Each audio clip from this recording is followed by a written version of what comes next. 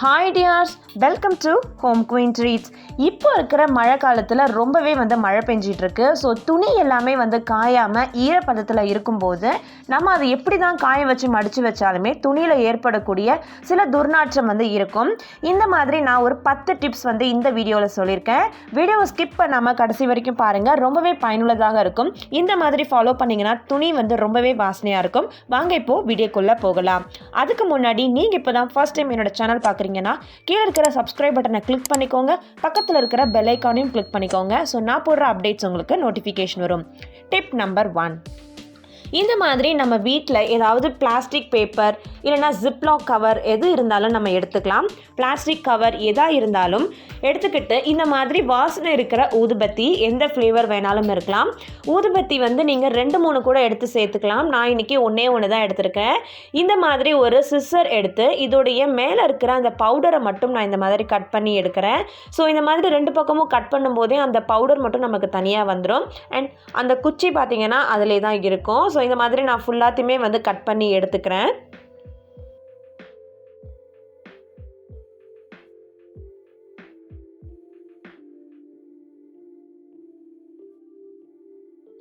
இந்த மாதிரி நான் கட் பண்ணி எடுத்துக்கிட்டதுக்கு அப்புறமா அந்த குச்சியை நான் தூக்கி போடலை. அதுவும் நமக்கு ரொம்பவே தேவைப்படும். அந்த டிப்ஸும் நான் இதில் சொல்லியிருக்கேன். இதை நான் தனியாக எடுத்து வச்சுக்கிறேன். இப்போ நான் இந்த ஊதுபத்திலேருந்து எடுத்த பவுடர் எல்லாத்தையுமே இந்த ஜிப்லாக் கவருக்குள்ளார சேர்த்துக்கிறேன். அண்ட் இது கூடவே பார்த்தீங்க அப்படின்னா நான் இன்றைக்கி ஒரு 1/2 டீஸ்பூன் போல் பேக்கிங் சோடா, நம்ம சமையலுக்கு யூஸ் பண்ணக்கூடிய அந்த சோடாவையும் நான் அதில் சேர்த்துக்கிறேன்.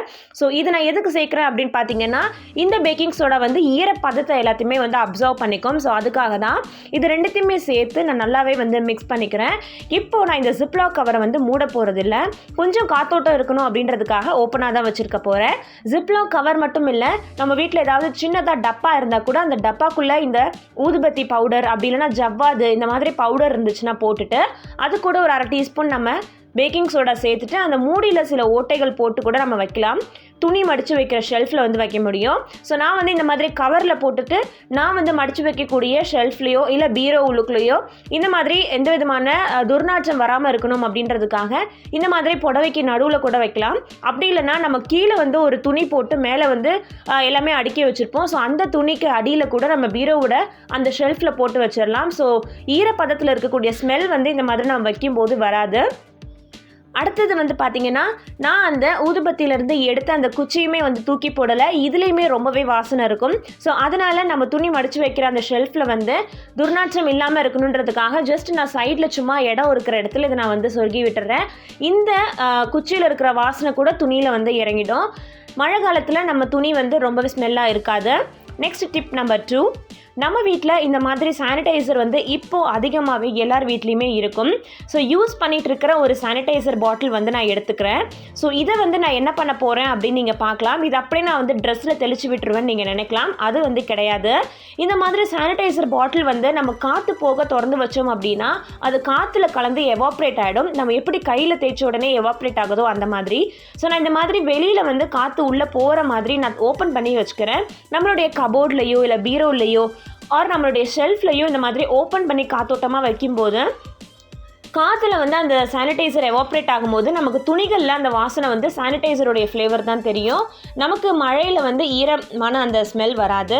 நெக்ஸ்ட் டிப் நம்பர் 3, நான் இப்போ ஒரு டிஷ்யூ பேப்பர் எடுத்துக்கிறேன். இது சாம்பிராணி.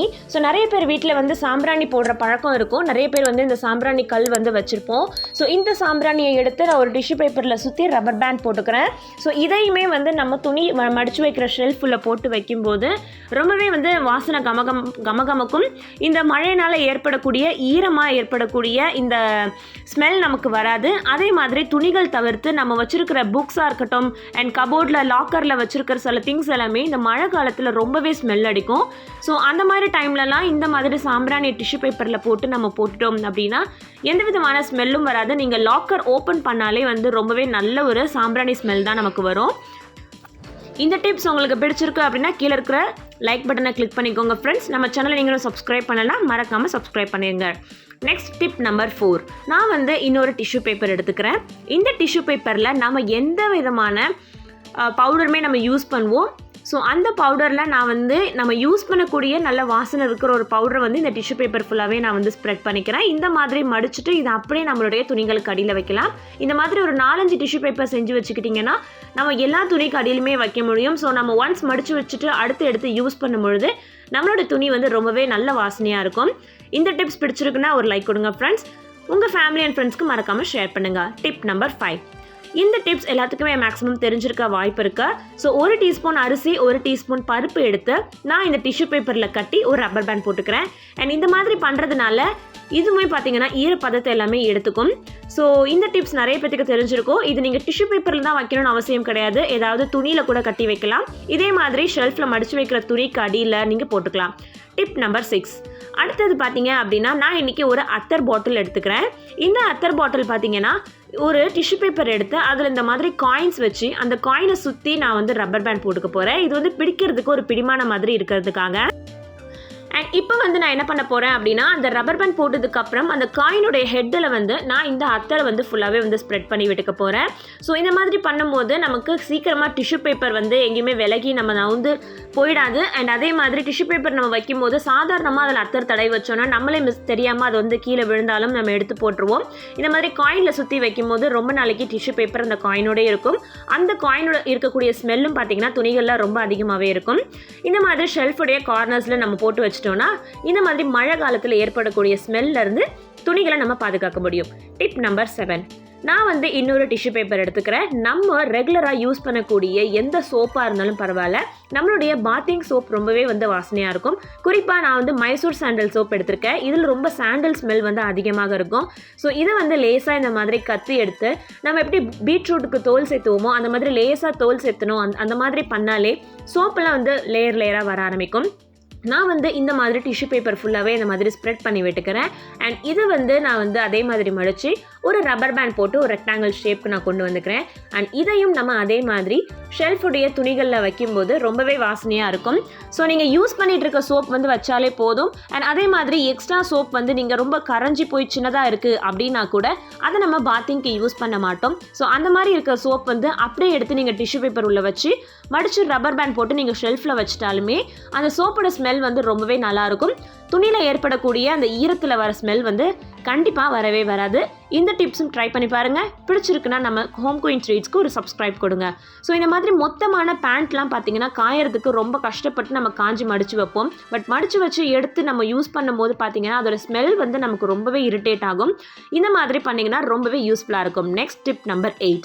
இதுக்கு பேர் வந்து வசம்புன்னு சொல்லுவாங்க. குழந்தைங்க இருக்கிற வீட்டில் வந்து இது இல்லாமல் இருக்கவே இருக்காது. ஸோ நாட்டு மருந்து கடைகளில் இது வந்து கிடைக்கும். ஸோ இந்த வசம்பு வந்து நான் லேசாக வந்து சுட்டிருக்கேன். என்னோட பேபிக்கு நான் யூஸ் பண்ணுறதுனால இது சுட்டு இருக்கு. ஸோ நீங்கள் நாட்டு மருந்து கடையில் வாங்கினீங்கன்னா சுடாமல் இருக்கும். அதை வாங்கி நீங்கள் சுட்டுக்கிட்டீங்க அப்படின்னாலே ரொம்பவே அதோட ஸ்மெல் அதிகமாக இருக்கும். ஸோ நீங்கள் சுடாமல் கூட அப்படியே இந்த மாதிரி ஒரு டிஷ்யூ பேப்பரில் நீங்கள் சுற்றி ஷெல்ஃபுடைய கார்னர்ஸில் போட்டு வச்சுட்டு அதுக்கப்புறமா துணி மடித்து வச்சிங்க அப்படின்னா அந்த வசம்போட ஸ்மெல் வந்து ஃபுல்லாக ஸ்ப்ரெட் ஆகிடும். துணியில் இருக்கிற ஈரத்தில் வர ஸ்மெல் வந்து கண்டிப்பாக வரவே வராது. அண்ட் நீங்கள் சுடாமல் இருந்தீங்கன்னா அப்படியே கூட டிஷ்யூ பேப்பர் சுத்தாமல் கூட செல்ஃபில் போட்டுடலாம். நான் சுட்டு இருக்கிறதுனால அதோட கறி எதுவுமே துணியில் பற்றக்கூடாது அப்படின்றதுக்காக ஒரு டிஷ்யூ பேப்பர் போட்டிருக்கேன். இந்த மாதிரி ஷெல்ஃபுடைய கார்னர்ஸில் இதை போட்டு வச்சுட்டு அதுக்கப்புறம் நம்மளுடைய துணிகளை காய வச்சு நம்ம மடித்து வச்சோம் அப்படின்னா துணிகளில் அந்த ஸ்மெல் வந்து வராது. Next tip number 9. நம்ம வீட்டில் இந்த மாதிரி அத்தர் பாட்டில்ஸ் நிறையவே வந்து தீந்து போய் நம்ம வேஸ்ட்டாகவே வச்சுருப்போம்.